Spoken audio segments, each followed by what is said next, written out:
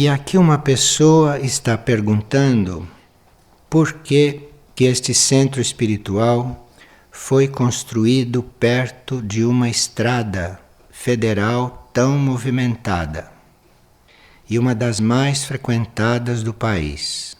Por que este centro não foi construído em um lugar mais calmo? Uns 1000 anos atrás é que se fazia os centros espirituais completamente apartados da civilização e muito distante das demais pessoas.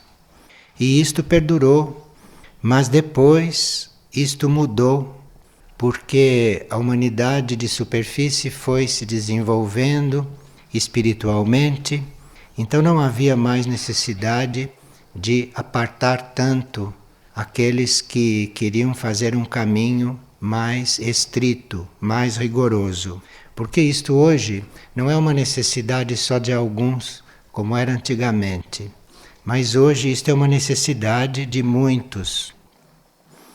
E 1000 anos atrás se construiu centros espirituais muito distantes, muito apartados, de acesso muito difícil, porque se deveria criar dificuldades para as pessoas curiosas ou malfeitoras chegarem lá. E isto fazia parte de uma seleção entre as pessoas para que quem não estivesse num certo nível vibratório não se apresentasse nesses lugares, porque esses lugares eram verdadeiros concentrados de vibração mais elevada. Eram verdadeiros núcleos de força que o planeta precisava deles. Então o plano selecionava aqueles seres que tinham condições de viver numa vibração muito elevada, que tinham condições de fazer uma vida muito estrita, de forma que ali se construísse um núcleo muito potente de irradiação para o planeta todo. Mas isto mudou porque hoje há muitas pessoas necessitando disto. Então, esses lugares não podem estar mais escondidos, dificultando o acesso das pessoas. É melhor que esses lugares não façam alarde da sua existência e não façam publicidade. Isto é muito melhor do que serem muito conhecidos. Mas entre não fazer alarde, não fazer propaganda e se esconder, tem uma diferença muito grande. Então aí é preciso um equilíbrio. Nem deve estar escondido e nem deve estar muito exposto.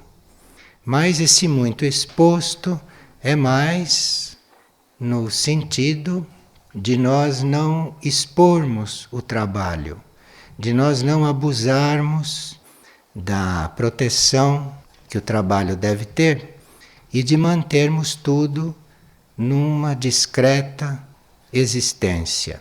Mas não precisa ficar escondido. Se a gente é discreto, não precisa estar escondido. E cabe aos membros do centro e àqueles que visitam de manterem uma concentração adequada para que o barulho da estrada não perturbe. Isto depende da nossa concentração, não depende do silêncio total. Então, se nós estivermos bem concentrados, nós não ouvimos a estrada. Agora, se estivermos distraídos ou pouco concentrados, então o barulho da autoestrada está fazendo parte da nossa aura. E sendo um centro de resgate e um centro de cura, aí não pode mesmo ficar escondido. Não pode ficar exposto, mas também não precisa ficar escondido. No caso deste centro, ele está perto da autoestrada, porque como vocês notaram, a sua parte física se divide de um lado da estrada e do outro lado da estrada. Isto que quer dizer? Quer dizer que a sua aura deve incluir a estrada. Então é o contrário do que a pessoa está propondo. Porque metade do centro está de um lado da estrada e a outra metade está do outro lado.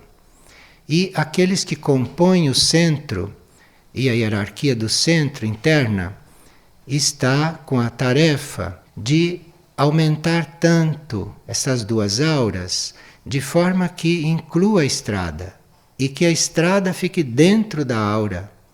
Porque assim todos os que passarem na estrada, embora nem saibam da existência do centro, e não precisam mesmo saber, nem saibam da existência do centro, atravessam essa aura quando passam. E ali são trabalhados. De forma que a estrada e todos aqueles que passam estão incluídos nesse trabalho. Então quem passa está atravessando a aura do centro. Isto é bem diferente da colocação antiga, na qual o centro trabalhava exclusivamente por irradiação. Aqueles núcleos espirituais apenas irradiavam. Então as pessoas viviam praticamente em clausura, porque a função do centro era irradiar. E quanto mais as pessoas estivessem interiorizadas e apartadas, era melhor para esta irradiação. Mas aqui é diferente, porque aqui a aura do centro deve também servir. E as pessoas devem até atravessar esta aura, mesmo inconscientemente, para que sejam ajudadas em alguma coisa. Veja que o barulho da estrada não impede que certas coisas aconteçam, certas coisas bem particulares e bem internas. E esta pessoa que tem muitas dores no corpo, que não conseguia subir escada, foi passar uns momentos numa área de figueira que foi citada ontem no cassete. Ela foi e deitou lá num certo lugar, adormeceu e sentiu um calor muito forte pelo corpo. Sonhou e no sonho muitas vozes sussurravam para ela. Quando despertou, ela estava sem qualquer dor no corpo e sentindo como se o corpo tivesse diminuído alguns quilos. Sentiu que o corpo estava menos pesado e começou a senti-lo muito leve. E ela fez todas as tarefas da tarde como se não tivesse dor alguma. E hoje à noite, na audição da fita, ela viu citado aquele local onde isto aconteceu.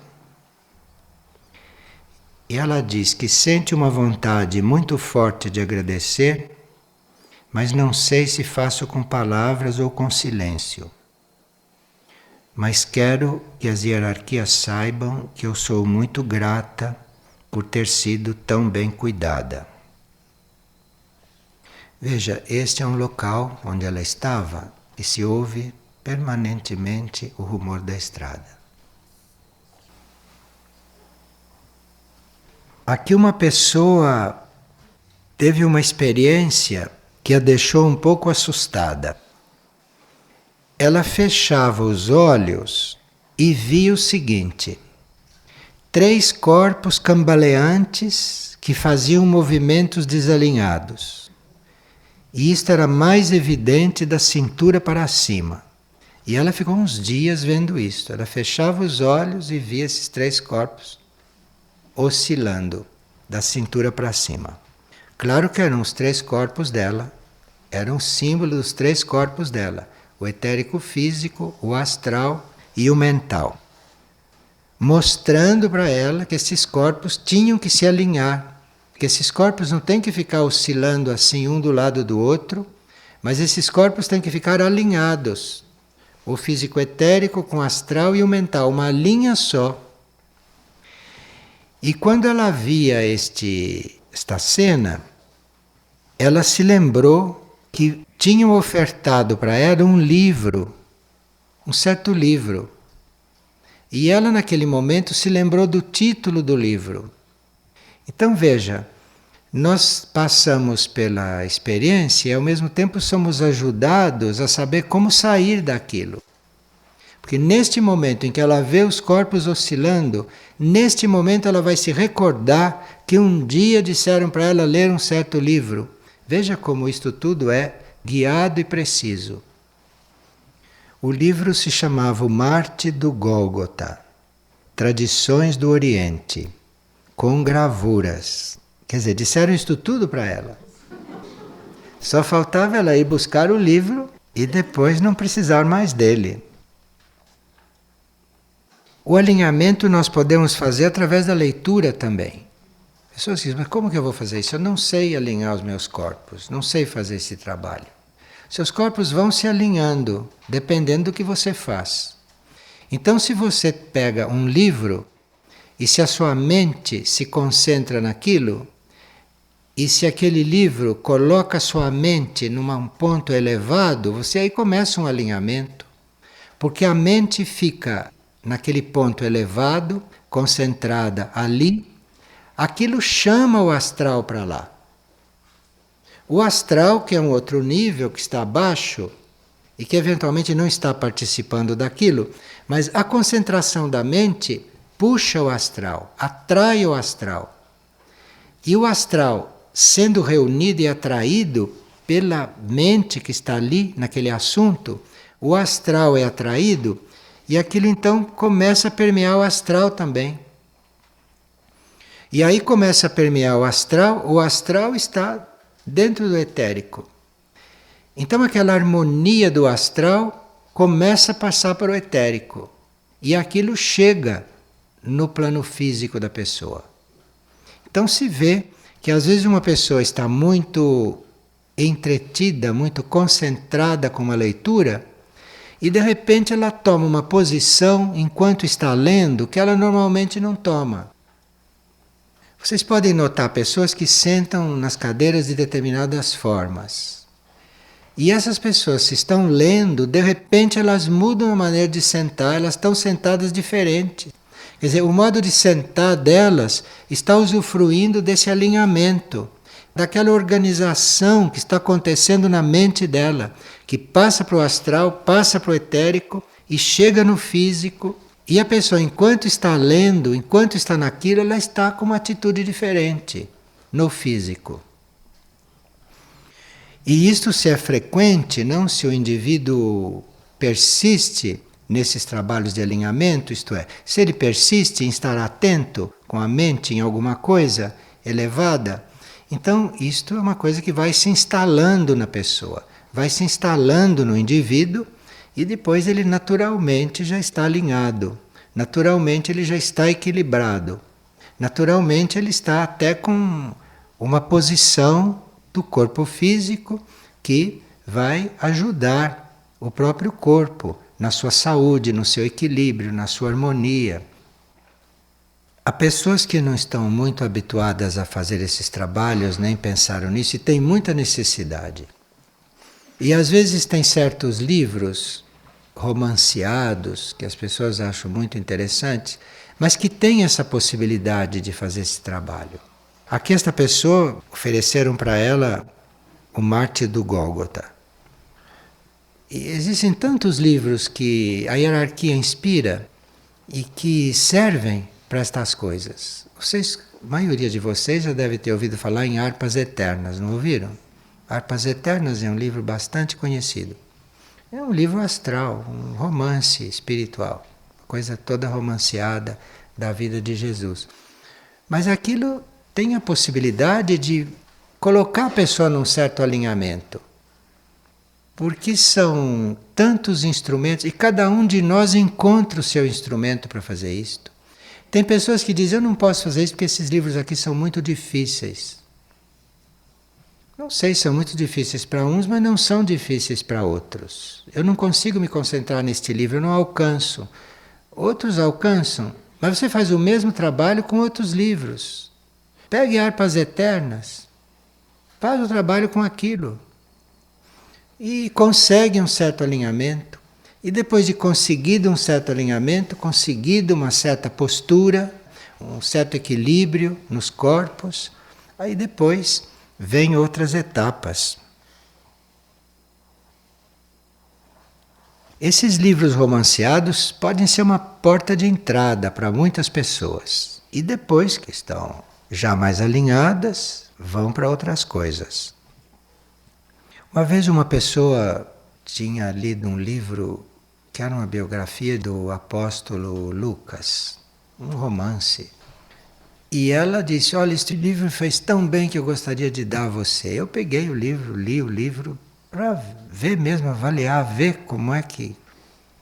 E existem nesse campo coisas muito bem feitas e que ajudam as pessoas a entrar num certo alinhamento, de uma certa postura, a se dar conta que se elas se coligam com uma coisa, mesmo astral, boa, que elas são facilitadas. E depois vão trabalhando esse alinhamento, vão trabalhando essa sintonia.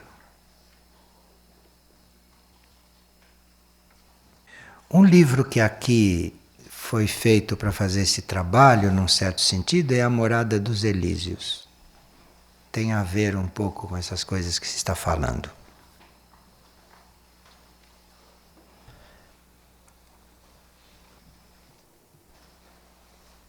Uma pessoa escreveu uma carta dizendo que ela foi colocada para estar acompanhando um ser em estado terminal. Tenho aprendido através dos ensinamentos espirituais que a morte não existe, que a vida é eterna, que cura não diz respeito à eliminação de sintomas materiais, etc. Então, quando temos a oportunidade de estarmos diante de uma situação desta, como sabemos se é para investir ou não na duração de uma vida encarnada? Em nossa experiência cotidiana com este ser, todas as vezes que aplicamos muitos procedimentos, psicologicamente ele piora. E quando dispensamos essas terapêuticas, ele responde melhor. Se um corpo está vivenciando uma doença terminal, qual é o sentido de investirmos dando-lhe substâncias que supostamente nutririam somente o seu corpo? Será que é este o momento de investirmos na estruturação das suas formas? Será que esta forma está adequada para a sua alma? Percebo que este assunto causa um certo impacto e por vezes me pergunto se não estou sendo negligente com a vida. Tenho tentado ajudar estes corpos no desapego e tenho conversado sobre o desenlace e sobre a importância deste momento com ele. Busco realizar o que o plano quer, mas pelo jeito ainda não tenho a maturidade para enxergar e escutar a alma deste ser. E como agora outras pessoas do grupo estarão ajudando neste processo, será melhor que soemos uma nota em uníssono. Bem, tem tantos pontos, não é, aqui, e o equilíbrio entre todos eles é que se precisa luz para levar adiante. Então ela pergunta, por que investirmos tanto nesta vida, se a pessoa está em estado terminal? Eu não sei se trata de investir nesta vida, mas se trata de estar dentro do possível aliviando a dor e mantendo uma harmonia. Mantendo harmonia no ser. E muitas vezes essa harmonia depende de algum tratamento, de algum apoio. E claro que também da harmonia no ambiente. A harmonia das pessoas que estão lidando com um caso destes. Então aliviar e manter a harmonia me parece que é fundamental. Que as pessoas que estejam lidando sejam harmoniosas. Porque se há harmonia ali, aquele processo se torna muito rico para o indivíduo. Nesses momentos, quando nós sabemos que vamos desencarnar, que estamos já na fase final da encarnação, se isto é vivido harmoniosamente e com calma, com tranquilidade, os processos que acontecem ali são únicos. Durante a encarnação, nós não podemos experimentar coisas que experimentamos naqueles momentos. E não podemos sequer ter a lucidez que podemos ter naqueles momentos. É naqueles momentos que, se forem bem vividos, que nós vamos ter, eventualmente, pela primeira vez, lucidez sobre as coisas da vida, sobre as coisas que vivemos, sobre as coisas que fizemos e sobre as coisas que recebemos. Então, imagine-se quanta evolução de consciência pode acontecer naquele momento. Isto não quer dizer que a gente esteja prolongando a vida, aquela situação física. Vai sendo observados os movimentos daquele ser, daquele corpo, e é preciso um equilíbrio entre cuidar daquilo, aliviar e mantê-lo quando ele tiver que ser mantido, mas sem estar influindo na duração da vida, nem com o pensamento, e agora precisa ver com a parte externa qual é o limite disso acontecer. Então me parece uma oportunidade muito boa para a gente ver isto e para ver se os procedimentos, se as terapêuticas ainda são atuais, porque para uma pessoa que está desencarnando, as coisas mudam momento para momento. Então nós podemos ter um procedimento hoje e esta noite já não ser mais adequado, porque ele está num outro ponto. E amanhã cedo já ser contraindicado. Então me parece que precisa um acompanhamento contínuo, não normal, contínuo, porque o estado do indivíduo vai mudando e é uma responsabilidade você estar prolongando um sofrimento, como é uma possibilidade você estar negligenciando um apoio. E esses processos também têm avanços e recuos. Digamos que o indivíduo esteja numa situação que se retire quase tudo para ele ficar em paz.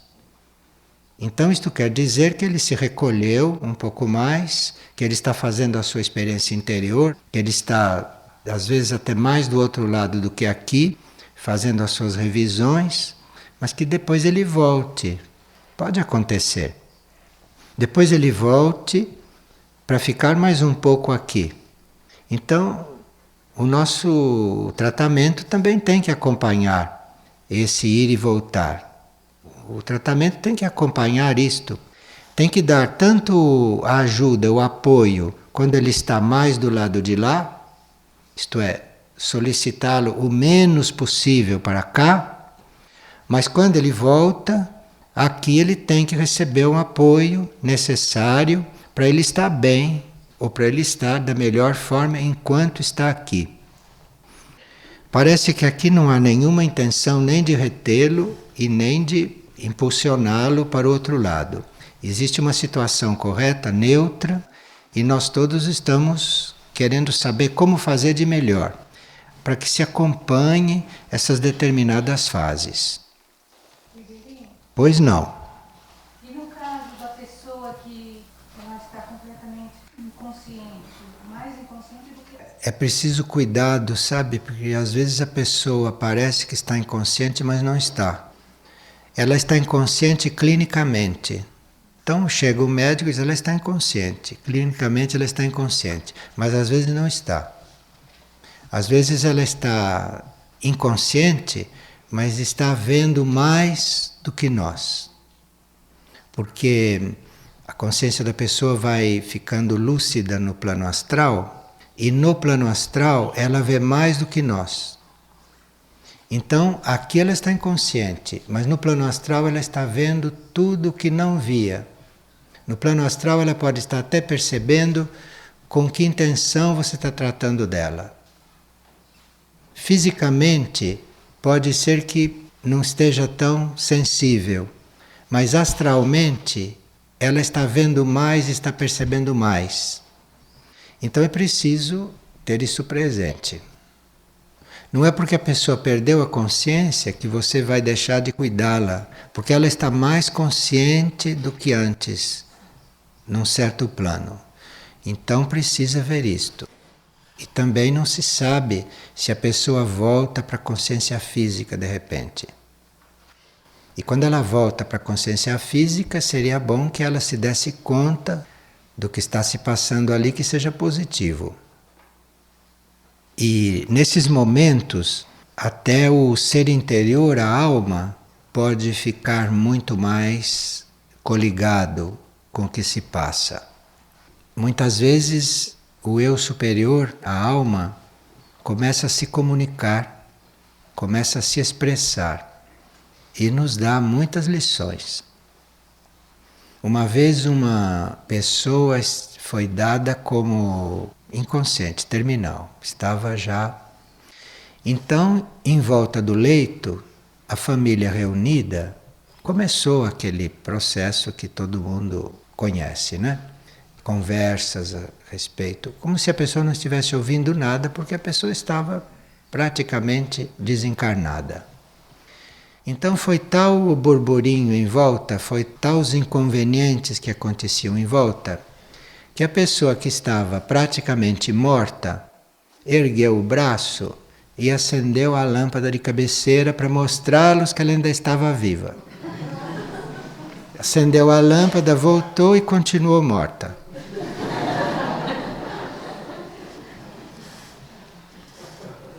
Porque essas mortes clínicas, esses estados clínicos, são clínicos, não tem dúvida, mas a coisa é outra. Tem também outros planos aí envolvidos, que não são físicos e que não entram nessas constatações. E que a pessoa continua presente. E aqui uma pessoa estava também ouvindo a partilha de ontem e de hoje, está pedindo uma explicação mais detalhada a respeito do que vem a ser o fluido elétrico.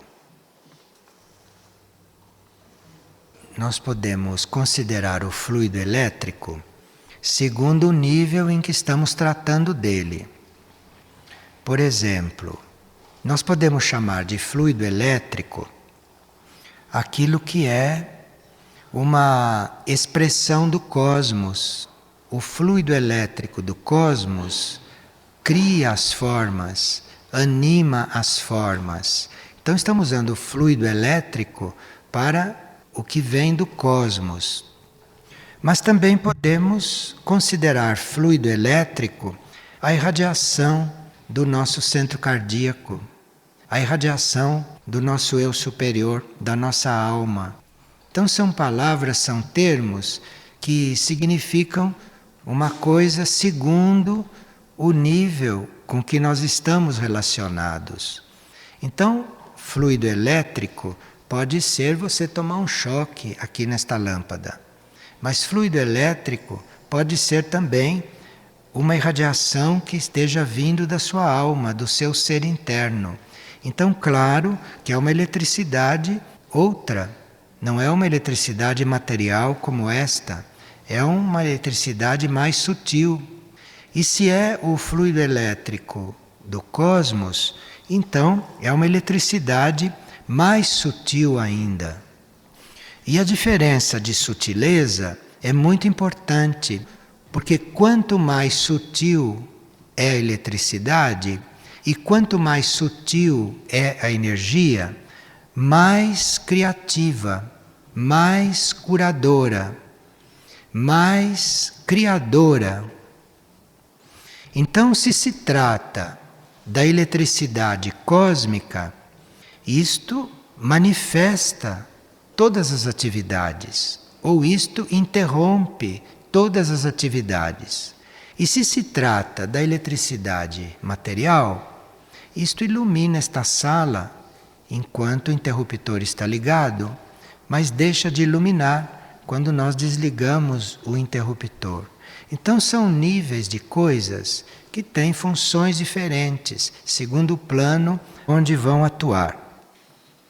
E essa eletricidade ou esse fluido, se quisermos chamar, isto tem muito a ver conosco, porque é esta mesma coisa que dá a vida, que é a força de vida do nosso espírito, da nossa mônada, é esta mesma coisa, num outro nível, que são os impulsos que percorrem o nosso sistema nervoso. Veja, que já estamos bem no plano físico. É isto que faz com que os nossos corpos, físico, etérico, astral e mental, se interrelacionem. É este fluido, é esta eletricidade.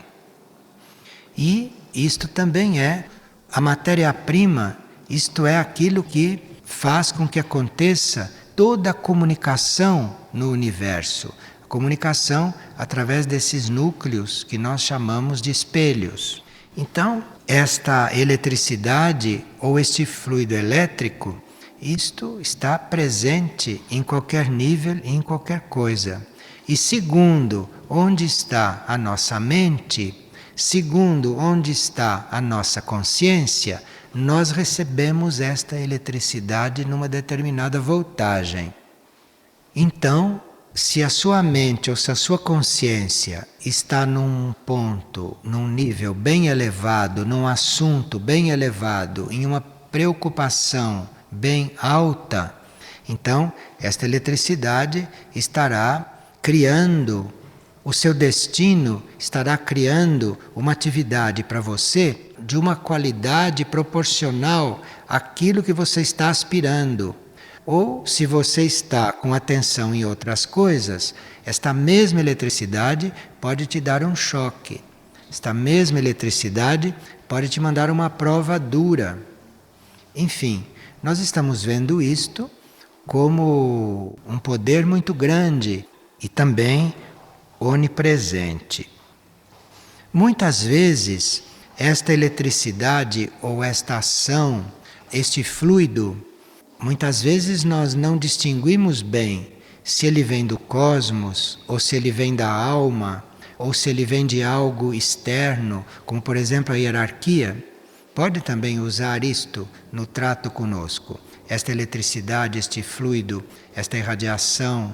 Então, às vezes nós não podemos distinguir de onde vem isto, mas não tem importância esta falta de conhecimento, porque no todo não há diferença se ela vem do cosmos, se ela vem da alma, se ela vem da hierarquia, se ela vem da corrente elétrica. No todo, isto tudo é uma coisa só, é unido. Então, se nós temos uma inspiração, não teríamos que colocar a mente aí perguntando de onde vem. Se é da alma, se é da mônada, se é da hierarquia, se é de uma inspiração externa. O importante é você saber se aquilo é real para você. Importante é saber se aquilo diz respeito a você naquele momento. E se diz respeito e se é real, seguir. Se diz respeito e se é real, realizar. Porque aí depois de realizado, depois de seguido, pode ser que a gente tenha mais clareza. Mas o que se vai mesmo ter clareza é da transformação que aconteceu conosco. Que às vezes só depois é que a gente vai avaliar o quanto foi benéfica, o quanto foi positiva. Mas ali teria que seguir o impulso, teria que seguir o fluido, a inspiração e depois se entregar àquela transformação. E depois que tudo passa, é que a gente olha para trás e diz, olhe só como eu era, hein? Mas aí, vire logo para frente, não fique olhando para lá, porque enquanto você está olhando para trás, você está deixando de ver o que está aqui, o novo que está surgindo aqui, porque isto tudo é muito dinâmico. Então, se você passou por alguma transformação, saiba que aquilo não acabou, que aquilo está continuando rapidamente. Então, cuidado para não ficar olhando muito para trás, porque isto é tempo perdido. O que já passou é tempo perdido. O importante é a transformação que você está fazendo naquele momento. E para nós sermos transformados, esta lei evolutiva ou esta inteligência suprema usa tudo. Usa aquilo que para nós é a via de menor resistência para nós nos transformarmos. Então, para um que está observando o que se passa conosco, portanto está vendo as coisas do ponto de vista dele, acha que o que está acontecendo conosco não é o ideal. Mas se nós formos ver do nosso ponto de vista, é a coisa melhor que poderia acontecer. O importante não é o que está acontecendo conosco, o importante é como você está vivendo aquilo, como você está recebendo aquilo, até que ponto você está deixando se transformar por aquilo. Isto que é importante.